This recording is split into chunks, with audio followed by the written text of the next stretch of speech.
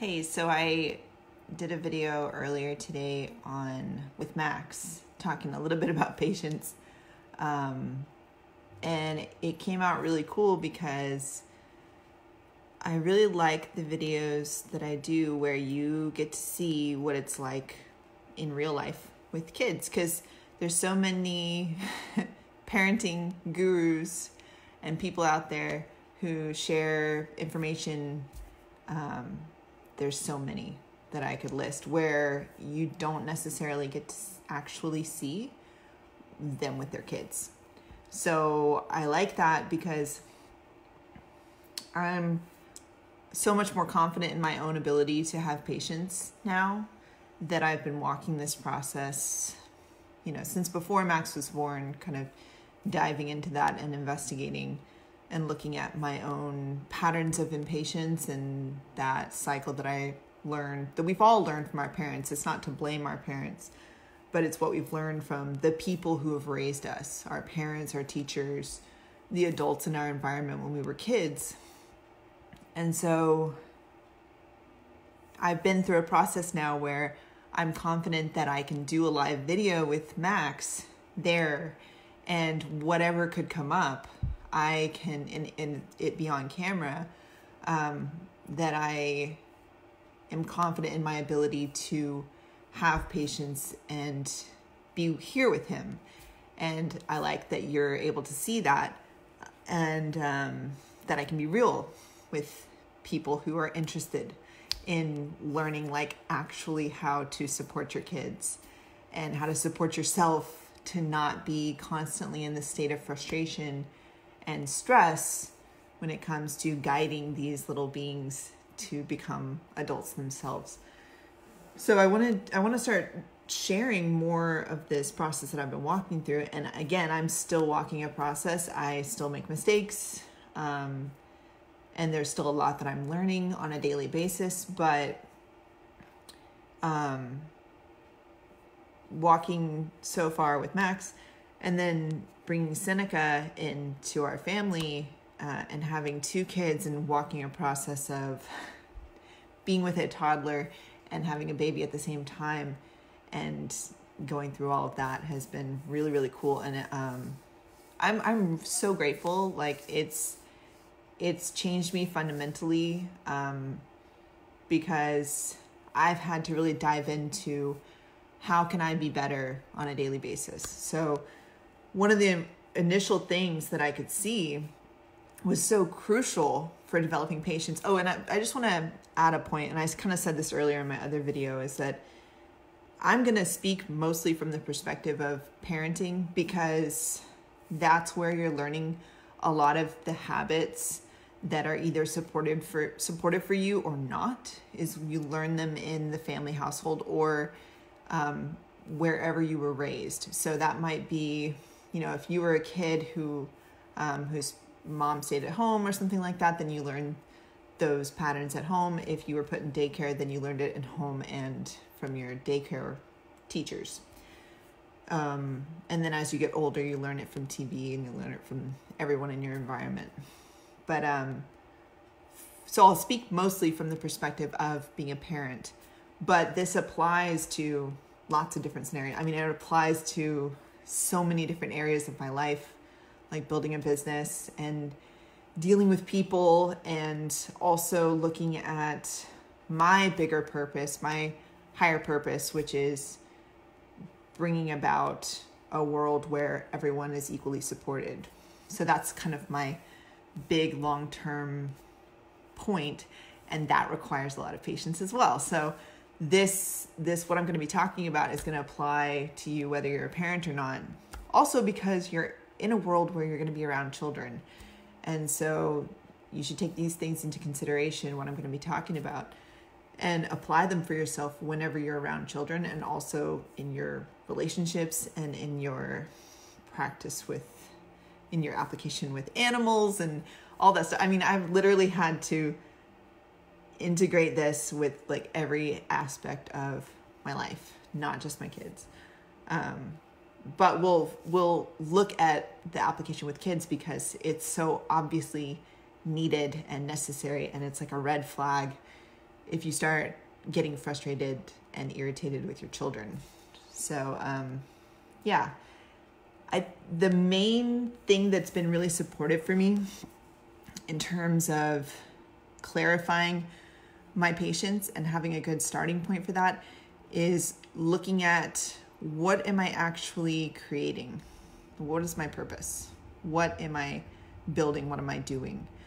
And so as a parent, you have to look at that for yourself, because a lot of times and this is going to be something where this might be uncomfortable for some people to hear, but a lot of times we make decisions to have children based on an emotional idea of love. And then when the reality hits of the very intense requirements that are needed from parents to take care of small babies and toddlers who are, sorting out a lot of what is this world? Like, how do I even be here? And they're dealing with all the discomfort of growing out of being a baby into a child and into an adult. A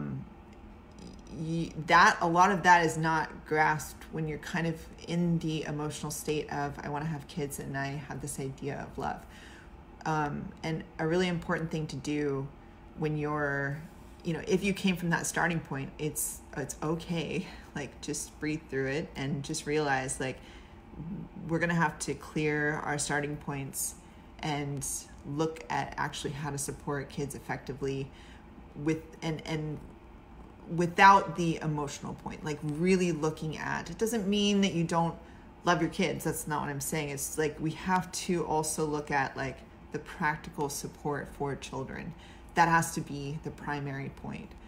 And again, I'm not saying that parents aren't doing that, but I just know for myself that was sort of the inner drive to have kids, that kind of pull to have children was coming from a lot of those ideas of family and love and those kinds of things, which can be supportive, but really actually can also create conflict when you face the reality of children when they come into this world. And you can look everywhere and see that the struggle that young parents go through. And I'm sure if you're a parent, you can remember some of that, although it's very easy to forget, once your kids are older.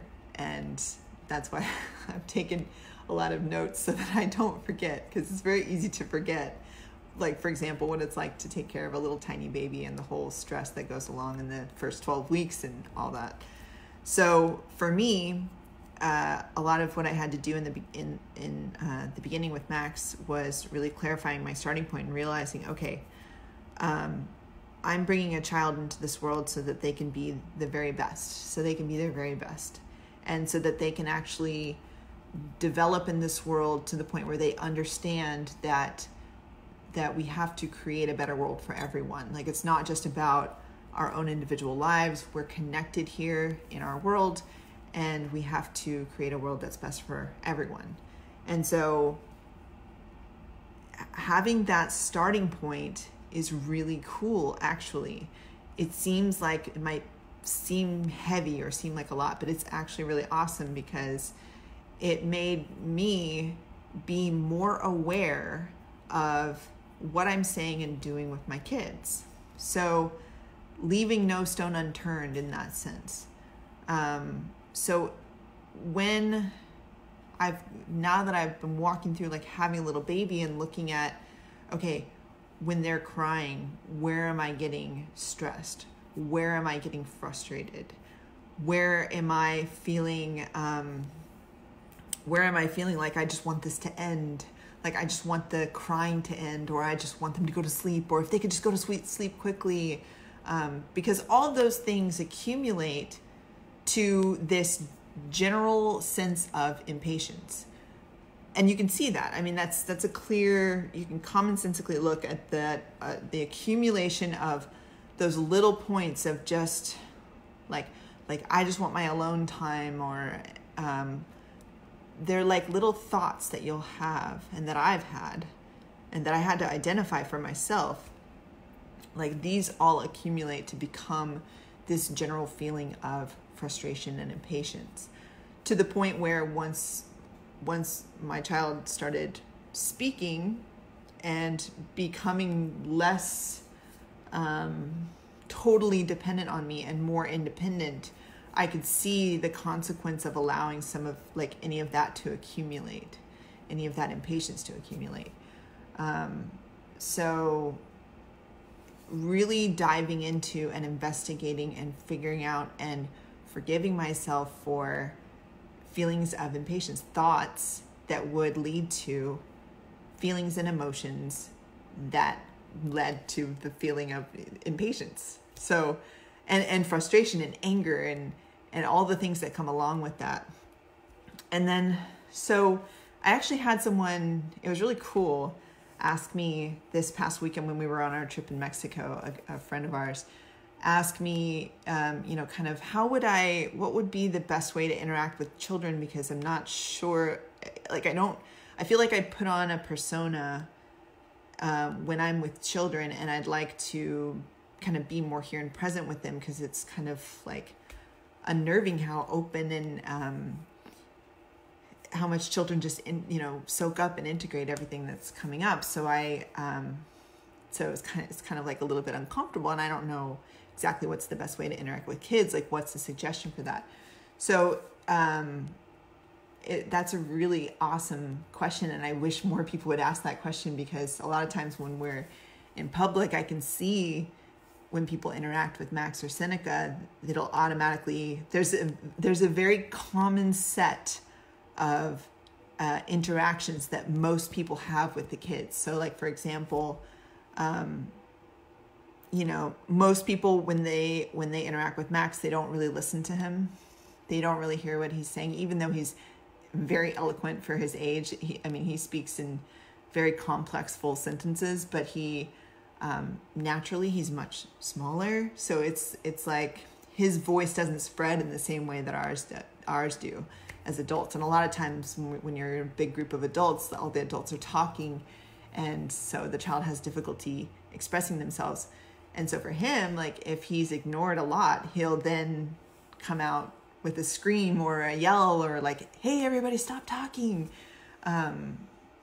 And so a lot of people miss that, and they say, oh, you're just being, oh, why are you telling us that, or something like that. So that's one of the expressions that that's an example of an expression that most people have with Max when they're not really here and present and being with him and listening to him, which requires patience. Another interaction that a lot of people have with Seneca is just like, telling her, like, not really being here present with her, just like, oh, you're so beautiful. And then but she can't talk much yet, so there's not much feedback. So it's just, that's the expression that comes through mostly for her. But so anyways, just to kind of like add this point, if you want to practice patience with young children, but you don't really feel comfortable, or you don't really know even where to begin, this is what I did for myself. When I could see, okay, I really have to start looking at patience. Patience is really having my clear starting point for why I even had children to begin with. And then looking at, okay, how do I support myself with the patterns of frustrations and stuff that are just coming up automatically when I'm with my kids. And a lot of that also is just stuff that you've downloaded from your parents. Like it's just behaviors and certain phrases and words that will activate when you're dealing with kids not doing things that you're expecting or something like that. So one of the best things that you can do, and that I do still, is to shut the fuck up. Like, stop talking. Just listen. Just be there. And just practice looking at the thoughts and things that come up for yourself when you're with your kids. So, or when you're with children in general, if you don't have kids. And just breathe and listen. So if the automatic, for example, let's say,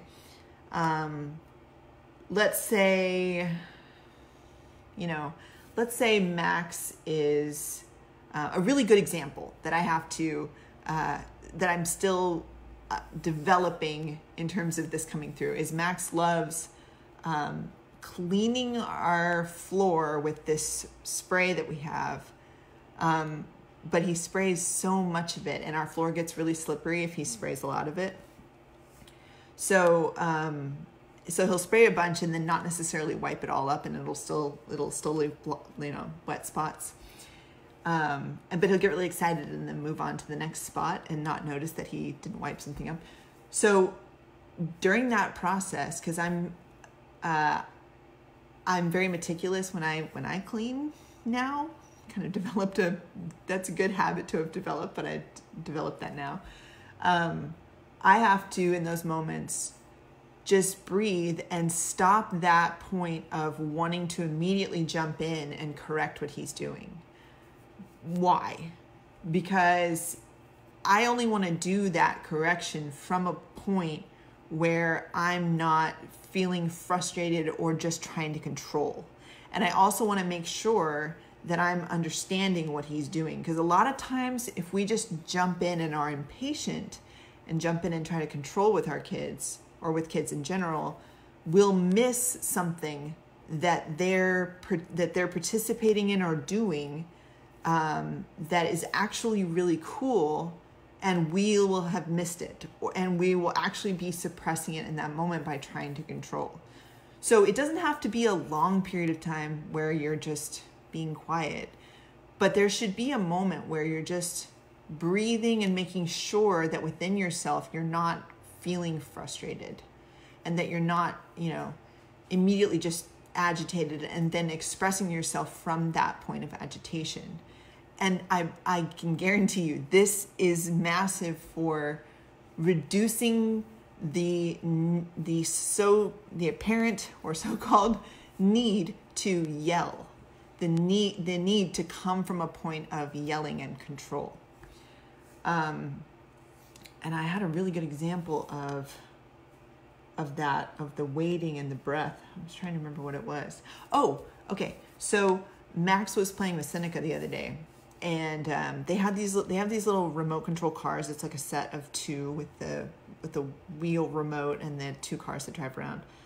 And Max was like collecting two of them and Seneca was trying to grab one from him, and he was telling her no. And it from an outside perspective, from anybody just looking, and from within myself, it was like that automatic program came up of, he should just share with her. Even though I'm very meticulous about the sharing point, not trying to force him to share with her, which is has been massively supportive, and I can do another video on why I have very much seen the results of trying to implement sharing and then doing a different approach where I don't force Max to share, and it's worked very, very well. But in this moment, he was taking the cars from her. And instead of immediately going into that point of, just let her have it, or saying something like that, which is, it still comes up within me because, again, I'm still walking a process of redefining a lot of these parenting points. So I still have to breathe and look and see what comes up within me. So instead, in that moment, I just breathed. And then I could see, and Cameron was there too, we could both see that, because he was saying to her, your turn will be in a moment. And then he was getting a little frustrated within himself that she was trying to take it, but he got both of the cars aside and lined them up, and then he handed her the remote control for her car. So he just wanted to line them up so they could race each other. And if you were just trying to jump in and try to control, you would have missed that. And so it was really cool to watch and see and observe that patience is about those, like also just breathing in the moment, but it develops over time for me by having a daily habit of applying myself and making sure that in the moments where I would just try to jump in and control, instead I'm just breathing and being here for the moment. And then when I've breathed and kind of let whatever the frustration was go, which is breath is excellent for, then I can move forward and interact with him more effectively. Now, let's say there are moments where I can't just immediately let go of the frustration in breath. So it's something that's a more deep pattern of frustration or something, or I've allowed a thought in the day and I missed it and it accumulated and became this like feeling of frustration. Now, any mom can relate to, probably any person in general can relate to that, but since we're kind of on the like talking about it from a parenting perspective, moms can definitely understand this point of like at the end of the day, that feeling of frustration and just the wanting the kids just to go to bed, right? But so catching those moments throughout the day, and supporting myself to see that like by trying to control and by being impatient and just trying to jump in and direct, I actually suppress a lot of his expression. And again, it's really cool because patience, because people will ask me like, how are you patient? And it accumulates. Like you have those moments where you're in breath. And then the moments that you can't reduce the frustration in breath, that's where self-forgiveness comes in. And so for me, I would have my list of things that I needed to work through. And I would do them in Technotutor, and then I would apply self-forgiveness for those things. And if you don't know what Technotutor is, and if you don't know what self-forgiveness are, I talk a lot about them in general. But just get in contact with me about the specifics of that. If you want to know more, or you can ask me here too. But so I'll be talking about them generally, just from my perspective. But I work through all of the stuff that comes up for me in Technotutor throughout the day, and then I do self-forgiveness on that. So, like for example, with the cleaning, with the Max cleaning, the frustration that comes up there is just like, statements like, I feel like he's making a bigger mess than is needed, like that kind of thing. And then supporting myself to apply self-forgiveness on the fear of creating a bigger mess and the irritation that comes along with feeling like I need to clean up a big mess. And then the control that goes along with trying to reduce something I'm going to have to do later on, which in turn suppresses his expression because, a lot of being a kid is not being aware of making a mess and just going out and doing stuff and, constantly being told you're making a mess is not cool. So that's just an example of one of the things that I've had to work through. And now all of these things, doing this on a daily basis and supporting myself, is what develops patience. Patience is that state where you're able to, generally without much effort, be able to be calm and cool with your kids because you understand the starting point of why you had kids and you can see the long-term vision of what you're creating. So for me, my long-term vision is healthy, stable, effective adults who are interested in actually making a difference in this world, right? So that is my goal with them. It's not much more than that. It's healthy, stable, effective, clear communicators as adults who want to change the world, who want to have an effect in this world, and who understand why they would want to have an effect in this world and want to understand why this world is in the state that it's in. And that's my responsibility as their parent to guide them through that and support them through that. So, so the patience is the daily habit, the daily support for myself, and then the moments of breath. So I have to do techno-tutor on a daily basis. I have to do self-forgiveness on a daily basis. And it doesn't take up much time, but it instead of sitting around and watching a ton of TV at night, this is how I've supported myself, is taking the time out to, check and see where throughout the day have I been getting frustrated and where do I want that to end? Because patience will never develop as a just automatic habit within you if it's like the frustrations are going unchecked throughout the day. Or if you're just yelling at your kids and you're not really dealing with why you're yelling, because really there is no reason to yell at a small child. And there's no reason to, again, if someone is spanking their child, it's because they're not doing this. They're not supporting themselves with frustration. There's no reason to spank your children. I've never had to spank Max ever, and I never would. But I do understand the desire to, and the urge to spank. I do understand that. So I'm not judging anyone who spanks their kids, but it's like, that doesn't mean that that's acceptable. And that was something I talked about in the video when I was with Max this morning or earlier today. Another really cool point to integrate, that I integrated for myself and that you can integrate as well, is realizing that, yes, you're going to make mistakes. Like frustration is going to come up and you're going to get frustrated with your kids, but the frustration is not acceptable. And what do I mean by that? That it's not acceptable. It's not okay to get frustrated with your kids. It's going to happen and it's going to come up because you weren't supported 100% effectively when you were a kid. It's not to blame your parents. It's just the reality of this world.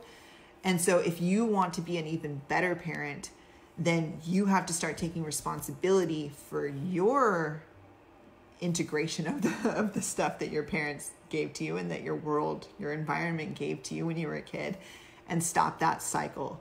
So if your parents spanked you and you get the urge to spank your own children, you have to really check and see, okay, where am I allowing my frustration to build up to the point where I feel like I need to spank my children? Because children who have an effective vocabulary are like for example, with Max, we've been building his vocabulary very effectively from when he was a young age. And again, he is very rational. He's very effective at communicating. And so is it still a challenge? Absolutely. It's still a challenge for me, not getting frustrated and not getting impatient. But it is when I breathe and commit myself to work through the frustration, it becomes much easier for me to be rational with him and us have a discussion back and forth about things that we would like to get done during the day.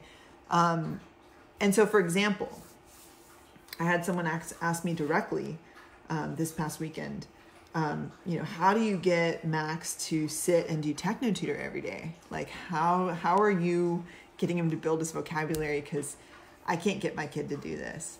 And it's really simple. Like, well, one thing is we've been building habit. We've been building an effective habit with Max from when he was very young, and making sure that techno-tutor is integrated into our life. So, and that can look like something, it can look very simple, like starting with 10 minutes a day, and just sitting with them. Now, the details of that, I might do another video on that specifically, but like a lot of it just has to do with making sure that I'm using techno-tutor. So, because I can't get my kid to do something that I'm not willing to do. So that's a big part of it, right? I have to be willing to do the same thing that I'm trying to support Max to do. So I have to learn new words on a daily basis. I have to expand my vocabulary. I have to deal with my own frustration. I have to not allow myself to go into a temper tantrum, right? If you don't want your child to go into a temper tantrum, you can't go into one. And spanking is an adult temper tantrum. It's an adult hitting a small being who literally has no option has no way of getting away, right? They have no control. They can't hit you back. And just hitting them. So yeah, a lot of getting him, supporting him to develop the habit is really more about me sitting and developing the habit. And then just supporting him to sit on a daily basis without expectations and work on his vocabulary on a daily basis. And that'll be the same. We'll apply that in a lot of areas of his life, but Technotutor has been that area of his life on a daily basis from when he was about 11 months old. And it's been much easier starting with kids when they're much younger than it is when they're much older. So again, that's just a little bit about that specific process. So,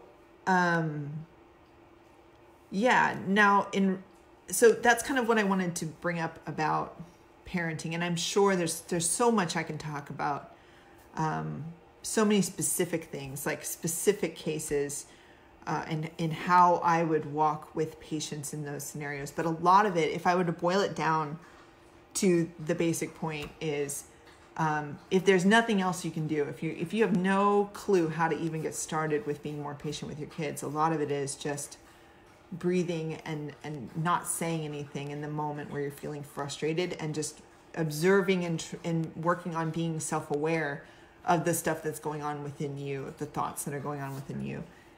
And then using the best possible tools to support yourself to get rid of a lot of that. Because if it's coming up as a consistent thought that you just can't get rid of, you need support to make that not a part of your reality, not a part of your self-identity. So that's what I've been doing for myself.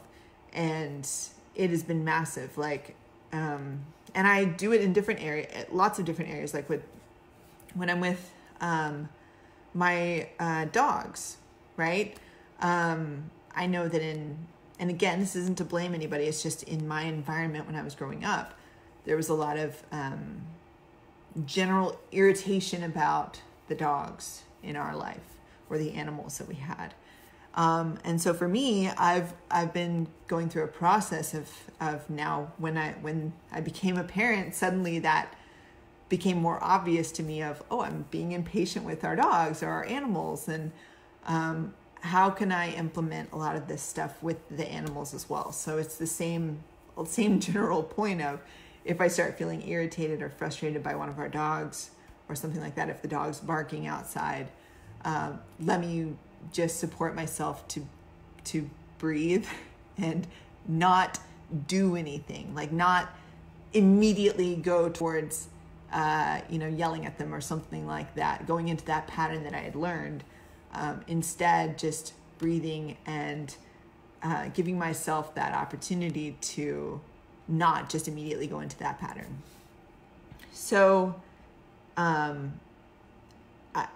applied it there. And when we're building the business with Technotutor, it's pretty cool because we've had a lot of opportunities to practice patience, like to develop that as a habit. Because if you're building anything that you're creating, and anybody who's building a business knows this, you have to have your starting point clear. You have to have your vision of what you're creating very effectively clear. And then you need to do on a daily basis things that seem like drudgery or seem like there's no point to them, when really all of that is accumulating to create what you want to create.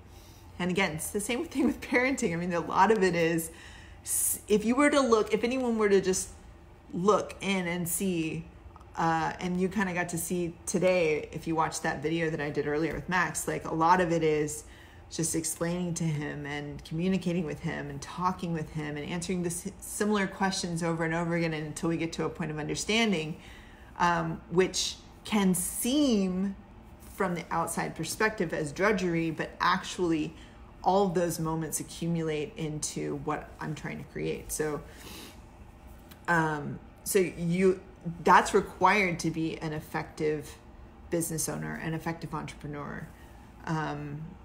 And when it comes to, because I know that I'm friends with a lot of people on here who are interested in creating world change, who maybe support Andrew Yang, who support equal money, who support different, creating equality in this world, but who may not see where, how that's going to be created in this world, and that can kind of create some depression and apathy and anxiety, because you really don't see how those things are going to happen. And so patience is required within that as well, where again, you clarify your starting point of what your specific role within all that, within creating that, and then you have your vision of what you're trying to create, and then you walk the actual physical activity, the physical steps, so that you're creating that in this world. And that can be more challenging because it's something where the vision of creating a world where everyone's equally supported and no child is born into this world with lack or with lacking their basic needs specifically, that can be something that's very difficult to see how it's going to play out. But actually, if you look at the common sense of it and you're walking your daily process of creating, of actually doing something to make that happen, then you're developing patience within that, and you can just start to see the things that need to be in place to make that occur in this world. And the fact that we just need more and more people who are understanding this and who are getting it and who are also applying themselves within that process, and that accumulates as well. So the more people we can get who are having patience within this, developing their own patience within it, then that accumulates to actually create real change in this world. So yeah, that, again, those are all the areas where I'm applying patience with myself and with other people around me, because you can't always guarantee, like I can't guarantee how Max is going to interact with me. So it's really about me. It's really about my ability and stability within having patience. And it's the same thing in relationships. It's the same thing with everyone that I've had to interact with. I can see, like, I have patience with all the people that I've met in my world, because I've had to look at, okay, if I have a conflict with somebody, then, and let's say it's not resolved or something like that, then I have to support myself to let go of the frustration, let go of the belief that that person is some kind of enemy or something like that. And then just realize and have patience that they're going to support themselves in their own process, and I'm going to walk myself through my own frustration and not hold on to any of the stuff that's not supportive for me. And I can do that with to bring it back, I can do that. I do that with my kids all the time. And it's gotten to the point where we can develop a very symbiotic relationship with each other because of that. So we can work together, we can communicate effectively, and we don't have to hold things against each other. And I apply that to all the people in my world, right? It's like if you make a mistake, it's like you just walk through it, you support yourself. It's part of all of our processes together here on earth. And of course, we're gonna sometimes make mistakes, but the patience is the willingness to support one another to create a better world. And we start with, if you're a parent or you're someone who interacts with kids, start there, because the kids are the ones who are going to be walking a lot of these world changes into our reality. Like, we may not see a world where, kids are not born in poverty and without access to clean water and sanitation and stuff like that in our lifetime, but that's irrelevant, because real patience is showing, okay, starting point, vision of what we want to create. We have to walk this into our world. We have to support the next generation of kids to understand this and to have that stability within themselves that they can actually see it as being possible. And I think that is one of the biggest problems with parents not supporting their kids with patience at home and not being a really good mirror and reflection of what patience looks like, is we get generations of young people who don't see the possibility of creating a world that's best for everyone. And they just see authority and control, and they just feel like they need to revolt against that or rebel against that, or just give up and have apathy and just focus on their own individual desires. And that leaves a lot of us feeling really unfulfilled. It is unfulfilling. You know, we actually want to make sure that everyone's cared for in this world, because it means that we're all cared for, because all includes each one of us.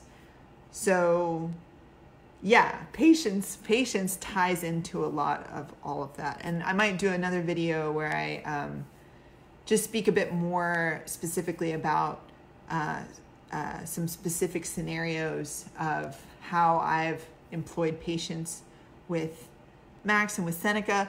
I know that I've read so many great parenting books that kind of gave me little tidbits of how to work with patience with them. There's actually a really great one. I don't see it on my shelf right now, but there's a really great one that supported me a lot with the sibling relationship. That is a really great topic to do a video on, because that really blew my mind, and was kind of the last point that I had to really adjust, was how I was expecting Max to interact with Seneca and all the unexpected things that came up within that, and then checking my own internal frustration and irritation and wanting it to go a different way within myself, and how it's coming out, you know, how it's expressing itself now is actually really, really awesome, without a lot of the jealousy and all that stuff that typically goes along within sibling relationships. So anyways, I'm going to end it here for tonight. And if you're interested in anything that I was talking about tonight, or you want me to go into more detail, or yeah, you just need some support, you can message me, or you can just comment here. And I'm hoping to do a lot more videos now that Seneca's a bit older and she's a lot more stable. I mean, because, you know, if you're a parent, you know what it's like that first year and a half. And even now, I mean, she's teething, and it requires a lot of patience and just breathing through the physical developing stuff that comes up, and pain that just comes up from being a little baby and having all your teeth come in. So yeah. So anyways, but I'll leave it here for tonight. If you have any questions, or if you just want to message me privately, you can do that too. But anyways, I hope that this supported someone. If so, leave a comment. I'd really like to hear your feedback, or whether you're going through this process as well, and what you can see are some of the benefits, or if you're seeing a difference in terms of dealing with the frustration, and working with being a more patient parent. So anyways, have a good night, and I'll talk to you guys another time.